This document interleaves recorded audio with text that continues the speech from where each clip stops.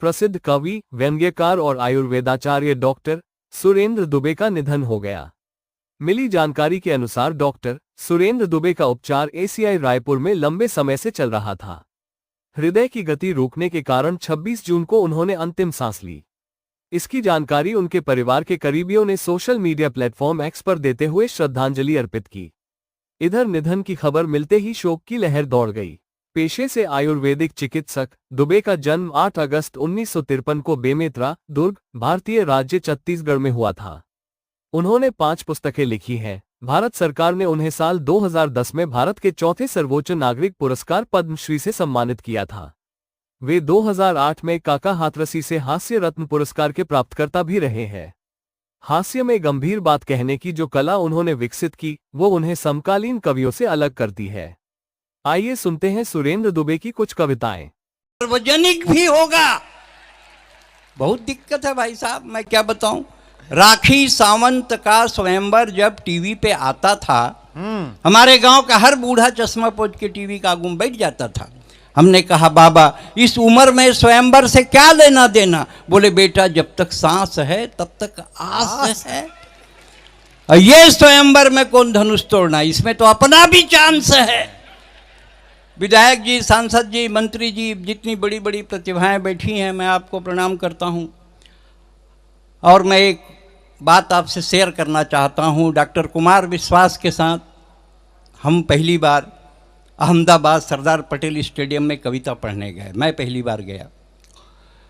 सौभाग्य से उस दिन डॉक्टर कुमार विश्वास का जन्मदिन था और अमित शाह जी उस समय अहमदाबाद के महापौर थे और मोदी जी उस समय गुजरात के मुख्यमंत्री थे। जैसे आप लोग बैठ के सुन रहे हैं ना, विधायक, सांसद, वैसे वो लोग भी सुने, पर वो लोग सीरियसली सुने। देखो आज कहाँ पहुँच गए। आप भी सीरियसली सुनो, क्योंकि हम लोग तो ऐसा है कि अगर ठीक नहीं सुनेंगे तो हम टिकट ही नहीं मिलने देंगे दोबारा।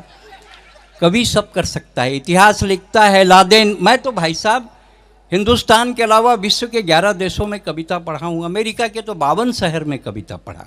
1980 में मैं पहली बार अमेरिका गया। मैं हवाई जहाज नहीं देखा था। हवाई जहाज बहुत देर तक सड़क में चलता है। हमको लगा ठग दिया।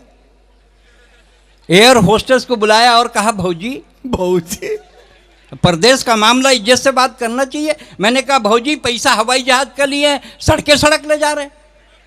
बोले नहीं, रनवे है, थोड़ी देर बाद टेक ऑफ होगा। थोड़ी देर बाद हवाई जहाज उड़ा। एक दूसरी एयर होस्टेस आई। हमने कहा काकी, उसका उम्र ज्यादा था, एयर इंडिया का था। ताली बजाओ, सांस लेना है।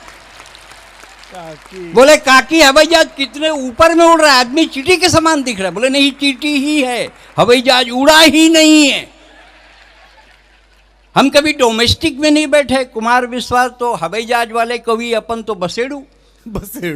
तो हमने कुमार को फोन किया, भाई ये डोमेस्टिक में बैठने का सिस्टम क्या है। बोले कुछ नहीं, टिकट कटाओ, घंटी बजाओ, खाओ, सब टिकट में जुड़ा है। ऐसा बोलकर इंडिया में इंडिगो में बैठा दिया। हम घंटी बजाएं खाएं, घंटी बजाएं खाएं। थोड़ी देर बाद वो छिपकिल्ली आ गई, एयर होस्टेस। बोली 1200। हम बोले काहे का। बोले इसका। मैं बोला वो नहीं लगता, बोलते हैं कुमार तो पानी का नहीं लगता, ये जो भंडारा खोले हो ना इसका लगता है। भंडारा। उसकी तरफ देखा तो लगा इसको कहूं देखा है। अच्छा। मैं बोला तुम रामप्यारी हो क्या। बोले अरे आप तो पहचान लिए, मैं तो आपकी घर बर्तन मानती थी। तो यहाँ का काम है। बोले बट डिजिग्नेशन बदल गया है, काम तो वही है। मैं बोला रामप्यारी तुम्हारे साथ हमारे गांव का ट्रैक्टर चलाने वाला ड्राइवर भी भागा था ना, समारू, वही तो जहाज को चला रहा है। बड़ी दिक्कत है भाई साहब। लादेन मरा, हम बहुत, ये हमारी सुंदरता की बहुत बात करते हैं। हाँ। लादेन मरा, हम बहुत टेंशन में आ गए। लादेन मरा कैसे। हमने डॉक्टर कुमार विश्वास को फोन किया, लादेन मरा कैसे। बोले बराक ओबामा के पास सैटेलाइट है।